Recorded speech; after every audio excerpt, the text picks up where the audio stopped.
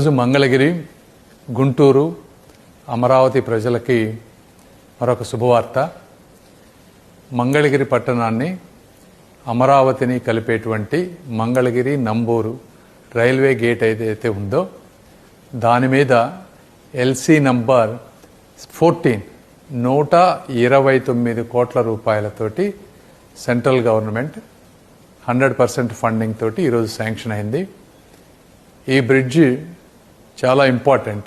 ఎందుకంటే ఒకటి, రేపు అమరావతిలో కొన్ని వేల కోట్ల రూపాయల వర్క్స్ జరగబోతూ ఉన్నాయి. ఆ ఎక్విప్మెంటు సామాగ్రి అంతా కూడా సిటీ బయటకు తీసుకువెళ్లాలంటే ఇక్కడ ఉన్నటువంటి రైల్వే గేట్ వల్ల తీవ్ర అంతరాయం జరిగేటువంటి పరిస్థితి. సో ఈ బ్రిడ్జ్ వల్ల అదొకటి మంచి జరుగుతుంది. రెండోది, ఇక్కడ ఉన్నటువంటి cricket stadium, Andhra cricket association పెద్ద పెద్ద మ్యాచ్లు చేయాలంటే ఈ రైల్వే గేట్ ఉండటం వల్ల కూడా ఇబ్బంది అవుతుంది.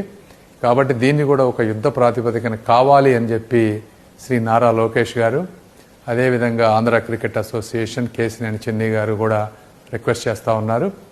దీనిని నారా లోకేష్ గారు వారి ఆఫీస్ నుంచి, అదేవిధంగా మా ఆఫీస్ నుంచి కంటిన్యూస్గా ఫాలో అప్ చేసి ఈరోజు దాన్ని శాంక్షన్ తీసుకొచ్చాం. మళ్ళీ ఇది కూడా ఒక్క రూపాయి కూడా రాష్ట్ర ప్రభుత్వంపై భారం పడనటువంటి పరిస్థితి. ఈ విధంగా చూస్తే ఈ గుంటూరు పార్లమెంటు పరిధిలో ఇప్పటి వరకు తీసుకువచ్చిన బ్రిడ్జిలతో కలిపి, దీంతో కలిపి 5 బ్రిడ్జిలు కంప్లీట్గా సెంట్రల్ గవర్నమెంట్ ఫండింగ్తో వస్తున్నాయి. ఏదేమైనప్పటికీ ఈ ప్రాజెక్టుని శాంక్షన్ చేయించినటువంటి శ్రీ నరేంద్ర మోదీజీ గారికి కానీ, అదేవిధంగా అశ్విని వైష్ణవ్ గారికి, సోమన్న గారికి, రైల్వే సౌత్ సెంట్రల్ అధికారులకు, మా స్టాఫ్కి, లోకేష్ గారికి, లోకేష్ స్టాఫ్ గారికి, అదేవిధంగా పవన్ కళ్యాణ్ గారికి, అందరికీ కూడా మనస్ఫూర్తిగా ధన్యవాదాలు తెలుపుతా ఉన్నాను. ఈ ప్రాజెక్టు గురించి ఒరిజినల్గా శ్రీ నారా చంద్రబాబు నాయుడు గారు ఇంకా 6 లేన్లు కూడా అవసరం అవుతుంది ఫ్యూచర్లో అని అడిగారు.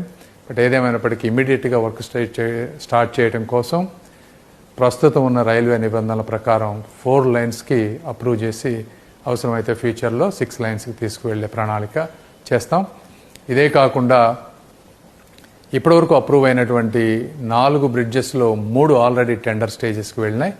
ఇంకా ఒకటి మిగిలింది. అది ఇది కలిపి మొత్తం మిగిలినవి కూడా టెండర్ స్టేజెస్కి త్వరలో వెళ్తాయి.